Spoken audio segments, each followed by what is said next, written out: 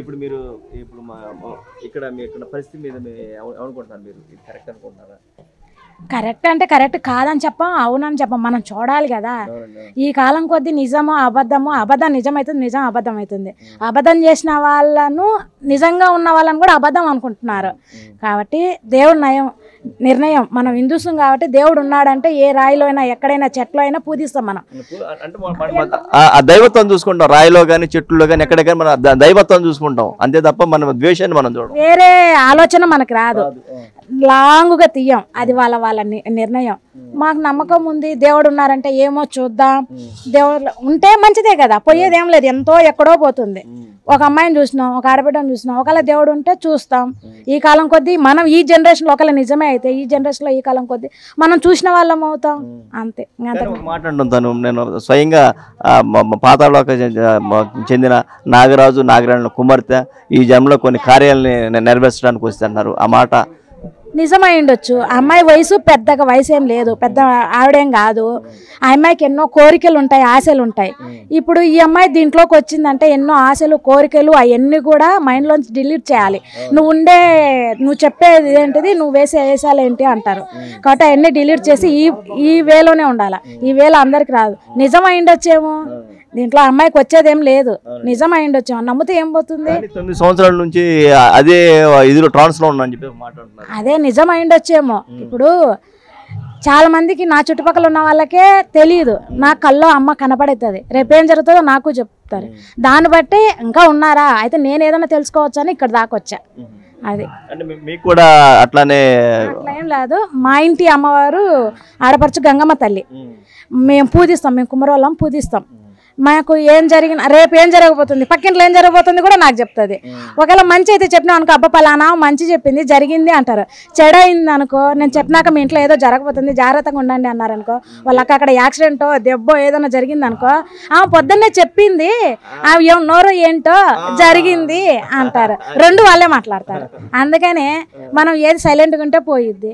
కాకపోతే ఇక్కడ మనలో మన దేవతలు మన గ్రామ దేవతలే మనకు దేవతలు. ఎందుకంటే మనం డైరెక్ట్గా వెళ్తాం, మాట్లాడతాం, ఎట్టు కూర్చుంటాం, ఇచ్చేయటం, దూరంగా ఉండే సిచ్యువేషన్ ఏమి ఉండదు.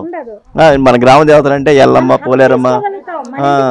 ఇప్పుడు కొంతమంది దేవుళ్ళందరూ బ్రాహ్మణులే పూజించాలి, వాళ్ళే అభిషేకం చేయాలి, ఎక్కడి నుంచో దండం పెట్టుకోవాలని. Correct correct.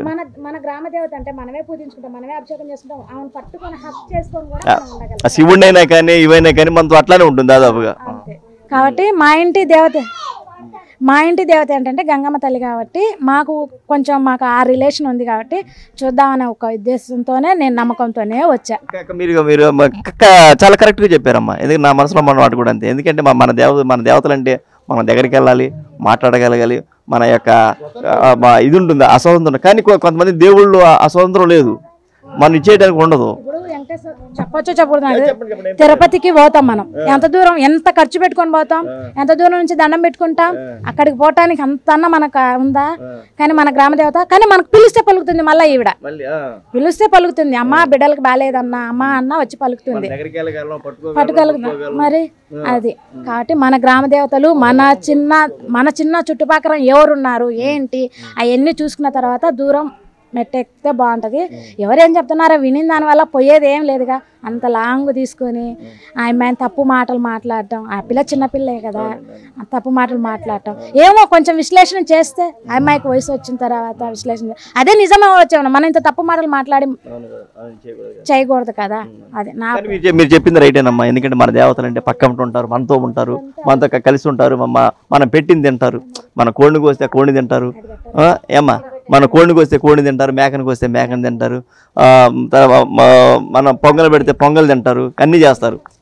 కానీ కొంతమంది దేవుళ్ళకి అది రానివ్వరు మనల్ని, అంటే మధ్యలో వాళ్ళు ఉంటారు. ఇదొక్కటే ఉంటది మనకి, ఇదొక్కటే మనం ఎంత డబ్బు పెట్టుకున్నా ఇదొక్కటే చేయగలుగుతాం, ఏం చేయలేం మనం. అదే మనం అదే అంతే చేయగలం. అదే మన గ్రామ దేవతలకు అడిగిపోయినాం అనుకో, స్వయం శక్తులు మన ఇంట్లో ఆడబిడ్డకు మనం ఎలా చీర కడతామో, ఎలా బొట్టు పెడతామో అవన్నీ గ్రామ దేవతలకు చేస్తాం. ఇంకా నాగమ్మ తల్లి అయినా అంతే, గ్రామ దేవతలు అయినా అంతే, ఎవరైనా కూడా అంతే కదా. దాదాపుగా మనం ఆయన దగ్గరికి వెళ్ళి మనం అభిషేకం చేసుకోవచ్చు. అన్ని కొన్ని చోట్ల కుదురుద్ది, కొన్ని చోట్ల కుదరదు శివుడికి అనేది. అది స్వయంగా చేసుకో, అది కొంచెం కుదరదు. ఇంకా ఏ దేవుడు కుదురుతాడు? ఏ దేవుడు మనకు కుదరదు. అంతే. మన గ్రామ దేవతలు మనం పూజించుకుంటే మనము ఫస్ట్ ఇల్లు గెలిచి రచ్చ గెలిచమన్నారు. ఫస్ట్ మన గ్రామ దేవతలు మన హిందూస్ వరకన్నా, ఎవరో నమ్ముకుంటాం అనలే, మన హిందూస్ వరకన్నా పక్కన వాళ్ళందరూ వాళ్ళను ఎంత హైప్ చేసుకుంటున్నారే. మన దేవుళ్ళని మనం కించపరచుకోవచ్చా? మనం చేసుకోవచ్చా? మనకు మనమే. మరీ విజ్ఞానంలోకి నేను ఎక్కడికో మూర్ఖత్వంలోకి వెళ్ళమనట్లేదు, కానీ దేవుడు ఎక్కడున్నాడు? ఇప్పుడు ఇన్ని అప్పట్లోంచి దేవతలు లేని ఇన్ని గుళ్ళు వచ్చాయి మనకు, ఇంత రాజులు కట్టించారా? వాళ్ళకి తెలియదా? కాబట్టి కొంచెం అన్నా మనం దేవతలను తెలుసుకొని పూజించుకుంటే బాగుంటుందని నేను అనుకుంటున్నా. ఎన్నో సినిమాలకు పోతాం, షికార్లకు పోతాం, ఎంతో పోతాం కదా. జస్ట్ నెలకొకసారో పండగకో ఏ దేవుడు ఎక్కడున్నాడో, మన దేవుడు ఎవరో వల్ల మనశాంతి ఉంటుంది, మనశాంతి ఉండి చుట్టుపక్కల బాగుంటుంది, అంతా బాగుంటుంది. ఏ దేవుడు ఎక్కడ నెలకొకసారో పండగకో పోయి దేవుని పూజించుకుంటే మనశాంతి, మన దేవుని మనం గౌరవించుకున్నట్టు అవుతుంది. మన పిల్లలకు మనం మంచి చెడేందో చెప్తాం. ఇప్పుడు ఎన్నెన్నో జరుగుతున్నాయి, చూసినప్పుడల్లా ఏంద్రా ప్రపంచం ఎటుపోతుంది అనిపిస్తుంది, బాధేస్తుంది. మగపిల్లలు అంటే మగపిల్లలకు బాధ వేస్తుంది, ఆడపిల్లల తల్లులకు భయం వేస్తుంది. కొంచెమన్నా ఈ పిల్లోళ్ళకి ఇక్కడ దేవుడు ఉన్నాడు, ప్రత్యక్ష దేవుడు ఉన్నాడు నాన్న, మనం ఈ తప్పు చేస్తే ఇలా దేవుడు నాన్న కొడతాడు అదే అంటే దేవుడే లేని మన నిర్ణయం చేసేస్తే మన పిల్లలకి ఏం తెలుస్తుంది? అదే విజ్ఞానం ఉండాలి, దేవుడి పక్క భక్తి రెండు ఉండాలి. మరి మూర్ఖత్వం బొమ్మని చేతులు ఉండకూడదు, ఉండాలి. ఎంతవరకు ఉండాలో అంతవరకు ఉండాలి. కానీ మన పిల్లలకు చెప్పండి, ఈడ దేవుడు ఉన్నాడు, దేవుడు మనం తప్పు చేస్తే అని కొంచెం చేయకూడదు. మన అంబడి తిరుగుతుంటాడు, ఈమె తిరుగుతున్నారు, ఈ కాలం కొద్ది ఉన్నారు నాన్న, మన అంబడి మనం పూజించే దేవుడు ఉన్నాడని చెప్పాలి. చెప్తే బాగుంటుందని నేను అనుకుంటున్నాను, నా నిర్ణయం అది. మీరు కానీ కొంచెం లొకేషను మాలాకు తెలియదు. మాకు ఇప్పుడు నేను ఇద్దరిని కనుక్కొని, నా ఎంబడి వచ్చే వాళ్ళని ఇద్దరిని కనుక్కొని మీకు తెలుసా అని వచ్చాను. మీరు లొకేషను, గూగుల్ మ్యాపు దగ్గరున్న వాళ్ళమే, ఇంకా ఎంతోమంది దూరం ఉంటారు. మీరు అసలు ఇక్కడికి ఆ అమ్మాయి భవిత ఇక్కడికి వచ్చిన విషయం కూడా మీరు క్లారిటీ చెప్పాలి. వీడియోలలో మాకు కొద్దిగా తెలిసింది, ఆ అమ్మాయి ఇక్కడ ఉందా, ఇక్కడ అని. ఆ అమ్మాయి ఇక్కడికి వచ్చి గుంటూరు జిల్లా లింగాయపాలెం అని చెప్పాను అంటారు. అంటే మనకంటే తెలిసింది గుంటూరు జిల్లా అని. ఇప్పుడు కడప జిల్లా అంటే కడప జిల్లా కిందకి రాజంపేట వస్తుంది, ఇంకా చాలా ఊర్లు వస్తాయి. అది గుంటూరు జిల్లా అయితే ఫస్ట్ ఏమనుకున్నానంటే ఏటూరు లింగాయపాలెం ఉంది, అది అనుకున్నాను. ఆ పక్క మాకు దాదాపు ఒక 20 కిలోమీటర్లు ఎంత ఉంటుంది. ఇక్కడ చూస్తే ఇక్కడ గుంటూరు నుంచి దాదాపు ఒక 20 కిలోమీటర్లు ఉన్నట్టుంది దాదాపు. ఇది ఈ స్వామి ఉన్నారు కదా, వాళ్ళ శిష్యులు ఉన్నారు, అతని నెంబర్ అని ప్రొవైడ్ చేయండి ఎక్కడ అని, కింద గూగుల్ మ్యాప్ ఇవ్వండి. ఇంకెవరైనా వచ్చే వాళ్ళు ఉన్నారేమో ఆ అమ్మాయిని చూసి. అది థ్యాంక్ యూ. నా పేరు వీరాంజనేయులు అండి, మాది ఇక్కడే గుంటూరు లోకలే. ఇక్కడ స్వయంభూ నాగసాయి బాబా పిలిచారని మేము ఇక్కడ మా భార్యకు ఉద్యోగం కోసం ఇక్కడ బాగా చెప్తున్నారు. వాకు మా అందరికీ మంచి జరుగుతుందన్న ఉద్దేశంతో మేము కూడా ఉద్యోగ రీత్యా అడగడానికి మేము వచ్చాము ఇక్కడికి. మీ భార్య గారికి ఉద్యోగం వచ్చిందండి? రాలేదు, దాని గురించి మేము ప్రయత్నం చేస్తుంది, ఎగ్జామ్స్ రాస్తుంది, దానికోసం మేము అడగటానికి వచ్చాం అన్నమాట. అంటే మీరు ఇక్కడ నాగరాణి అని ఒక నాగరాజు కుమార్తె ఇక్కడికి వచ్చిందని తెలిసిందండి మీకు? తెలిసిందండి మాకు కూడా, మేము నిన్నే వచ్చాము. ఆమెకి పౌర్ణానికి అమావాస్యకి అలా వస్తుందని చెప్పేసి వచ్చి వేరే దగ్గర నుంచి ఇక్కడికి వచ్చింది కాబట్టి తెలిసింది. చూద్దామని మేము కూడా ఆసక్తిగా ఉన్నాం. అంటే ఆవిడ కరెక్ట్గా మాట్లాడతా మీరు అనుకుంటున్నారని, తను నాగరాజు కుమార్తెను నాగరాణి కుమార్తెను అని చెప్తుంది, ఆ మాట మీరు నమ్ముతున్నారు? అది మేము ఇంకా చూడలేదు, మేము ఈరోజు చూద్దామని వచ్చాము.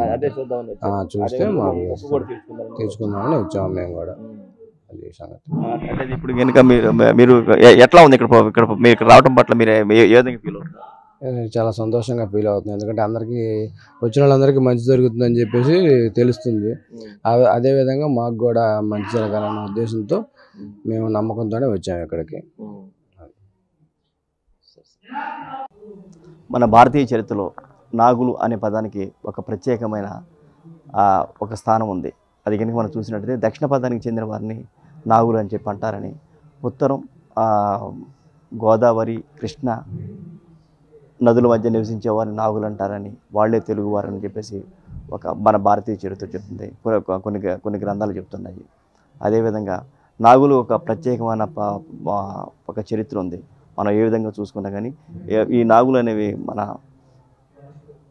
క్రీస్తుపూర్వం మహంజుదార నాగరికత నుంచి పశుపతి నాగులు అనేవాళ్ళు ఇక్కడ మనకి పరిచయమైన పదంగా కనిపిస్తుంది. ఎందుకంటే చూస్తున్నా కానీ ఆ నాగులకి మనకి తెలుగు వారికి విడదీయలేని అనుబంధం ఉంటుంది. ఈ నాగరాజు అనే స్వామి శివుని మెడలోను ఒక హారంగాను తను వెలుగొందాడు. అదేవిధంగా ఆ విష్ణుమూర్తి యొక్క పాన్పుగా కూడా తను ఉండటాన్ని మనం గమనించవచ్చు. ఎందుకంటే నాగులు కూడా నాగులను పూజించడం కూడా మన భారతీయ సంస్కృతిలో ఒక భాగం అయిపోతుంది. ఎందుకంటే మనకు మన పురాణ గ్రంథాల ప్రకారం నాగలోకం అనేది కూడా ఉందని, ఆ నాగలోకం అనేది మన భూమి కింద ఉందని చెప్పేసి మన భూలోకము అంటే పాతాళలోకంలో నాగలోకం ఉంటారని, అక్కడ ఒక నాగరాజు అక్కడ ఉంటారని చెప్పేసి, నాగరాణి ఒక లోకం ఉంటుందని చెప్పేసి, మన అక్కడ దేవతలు ఉంటారని చెప్పేసి వాళ్ళు అప్పుడప్పుడు మానవ కన్యలుగా వాళ్ళు రూపాంతరం చెంది ఇక్కడికి వచ్చి భూమి మీదకి వచ్చి సంచరించి వెళ్తామని చెప్పేసి అనేక గాథలు మనం వింటున్నా ఉన్నాము, అనేక కథలు వింటున్నాం. అది పుక్కింటి పురాణాలు కావచ్చు, ఏదైనా కావచ్చు. కానీ ఆ యొక్క మత విశ్వాసం అనేది మనతో ఆధారపడి ఉంది. అదేవిధంగా ఇప్పుడు మనం చూసినట్టయితే గత కొన్ని రోజుల పాటుగా ఒక భవిత అనే అమ్మాయి తను నాగరాణి కుమార్తెనని కొన్ని దైవికార్య నిమిత్తం ఇక్కడికి వచ్చానని చెప్పేసి మనకి వైల్డ్ బుల్ఫ్లో మనకి ఇంటర్వ్యూ మనం చూస్తూనే ఉన్నాము. ఇదంతా మన వైల్డ్ బుల్ఫ్ యొక్క ప్రజలు తెలుసు. గత కొన్ని రోజులుగా ఆవిడతో మాట్లాడుతూ ఆమె యొక్క ఇంటర్వ్యూ తీసుకోవడం జరిగింది.